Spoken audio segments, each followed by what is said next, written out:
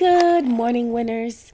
This is Sasha Fearless, here to let you know that you are beautiful and good enough to accomplish anything that you want in life. In today's video, I will be making a wet and wavy lace closure wig. The closure that I use is by the brand Indu, and it's a 4x4 natural black lace closure in deep wave. The hair is by Mayde, and I use one 14-inch and two 16 inches. The two different types of hair that I use will be found in the description box below. So right here, you just see me plucking the lace closure. So ladies, the reason why you want to pluck your lace closure is so that it falls naturally and you want it to look like the hair is coming out of your scalp.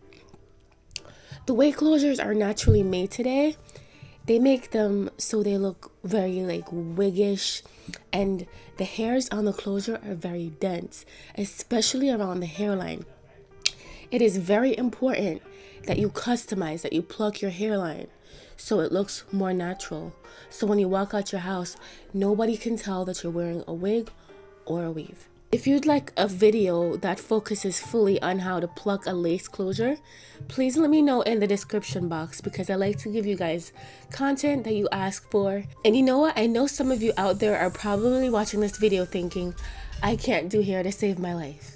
Well, you know what? That's not true. I feel like everyone has the potential to be an amazing hairdresser. You just have to try. And a part of trying is failing a lot. So if you really tried and you wanted to make like a lace closure, wet and wavy wig for yourself, damn girl, you can totally do it. You can definitely do it. You just gotta try. And believe in yourself. Because damn it, like, to do anything, you have to believe in yourself first. You can't do anything unless you believe in yourself. So when you're making a wig, make sure to say to yourself, I can do this, I can do this, I can do this, over and over and over again. Because girl, you can. To make this wig, I'm going to use my handy dandy dome cap. This is amazing to make wigs.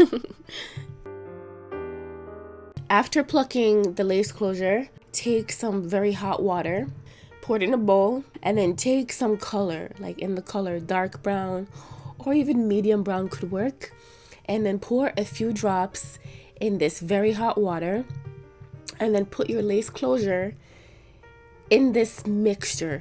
Mix it around first before you put your closure in, of course, and then put your closure in and let it sit for about 5 to 7 minutes. What this is going to do is actually stain the lace so that it mixes well with your skin color. Here are my 3 bundles of wet and wavy hair.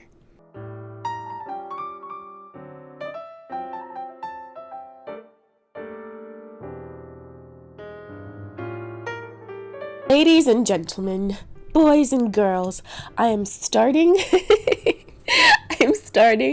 by sewing the weft first before I start sewing onto the cap. So right here, I am sewing the first bundle onto the cap, and I'm starting at the very bottom of the cap right here. The reason why I'm starting at the bottom right here is because the person that I'm making this wig for wants it to be voluminous and curly. So what I'm gonna do is try to fit all bundles onto this wig.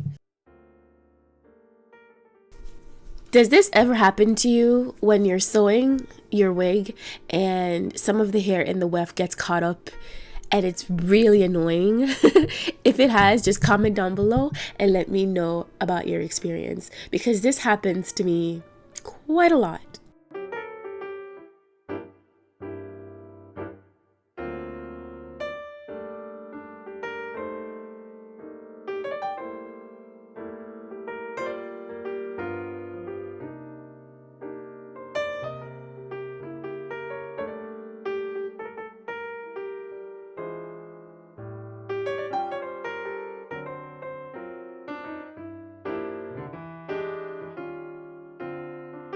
When you're sewing, you have the option of either sewing down or sewing up.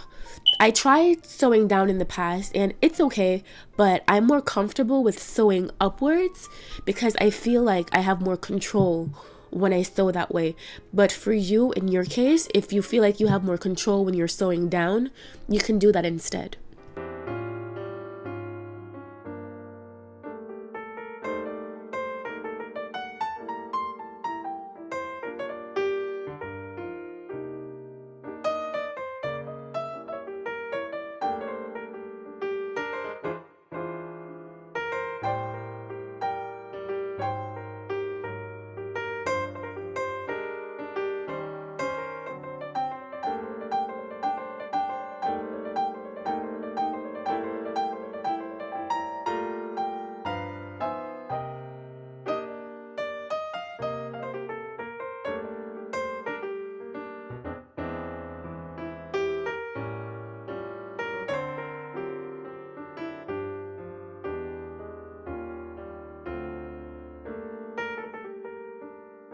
When I sew the bottom portion of the hair, I did it single, but now that I'm at this point in the head, I'm doubling the track.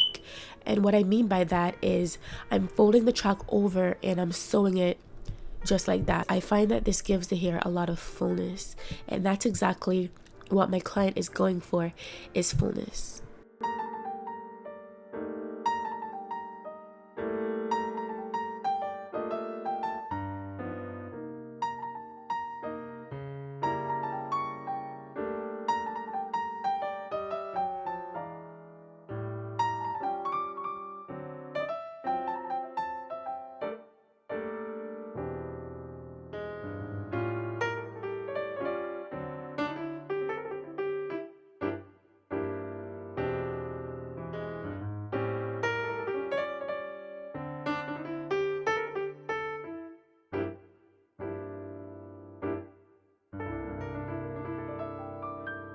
When I sew the middle of the tracks, I don't go through the track, I go around it. But as I get to the end, I solidify that by going through the track. So I go through once, a couple of times, and then I loop, I go through again, and then I do these loops that you just saw, just to make sure that the track stays in place, because the sealing is what matters.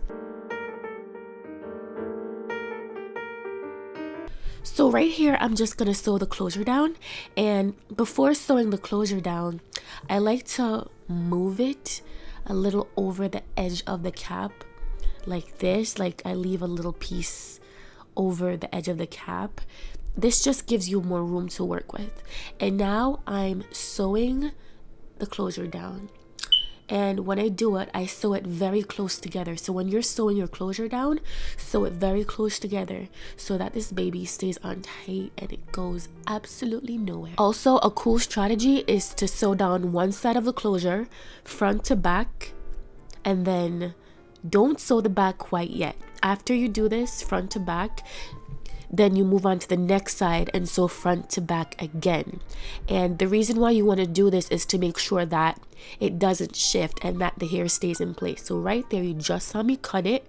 So I did front to back. Now I'm going on the other side, pulling the closure. I'm pulling the closure right here. And now I'm going to sew again, front, then I'm going to go to the back, and then I sew the very back and connect the other side once I get over here. It's very important that you do it that way. Again, just to make sure that the closure doesn't shift.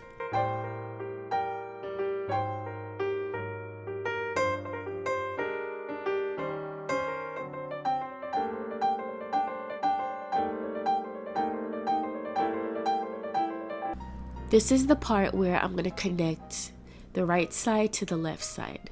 So once again, you guys, before sewing the back, sew the left side front to back, and then move to the right side and sew it all the way. Connect after you get to the right side. This prevents the closure from shifting. And as you're sewing, make sure to pull the closure towards you slightly to make sure that when you put the wig on, it lays nice and flat. At this point in time, I'm almost done, and I'm also still doubling the tracks. So as you get to the top of the head, make sure that the tracks are closer together so that there are no gaps, and it looks something similar to this.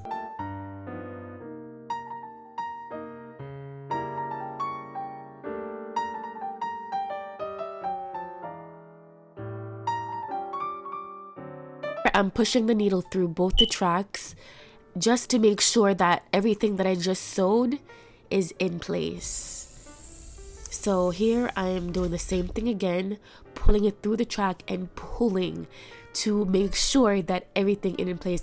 I'm reiterating this because it's so important. So the wig is all done, closure's plucked. Now it's time to make the curls pop. After cutting off that excess cap under the lace, I'm going to make the curls look vivacious and bring this baby to life, because right now this wig is looking dry and there's so much that needs to be done. Just kidding. The hard part is over. If you've made it this far, you go girl, you did your thing. All you gotta do now is wet the hair down with your spray bottle and your water. And probably get some leave-in conditioner, not probably, definitely, and to make these curls pop. Then get your mousse and mousse it down. And then, honey, you cut your lace. And why am I singing? What brings us here to life is water and mousse. And the conditioner just keeps it nice and refreshing, and it keeps it moisturized. But here, I'm putting the mousse in the hair. Okay, and this is just gonna allow the curls to look crisp, like fire, like good, like everything. This is what's going to bring the hairstyle together, honey. When you pop your wig on your head, ain't nobody can tell you nothing. Ain't nobody can tell you that this is not your hair, because it is. You know why it's your hair? Because you bought the damn thing and you created your wig, so this is your freaking hair.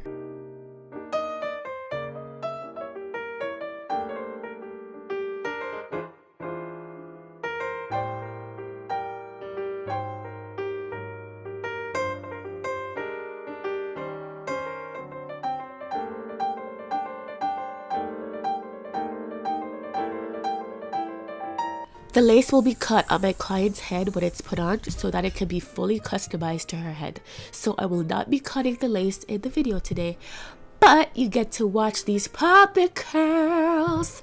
And like I said, when you make your wig and your curls look like this, ain't nobody can tell you nothing, honey, because you'll be looking like a Spanish mamacita.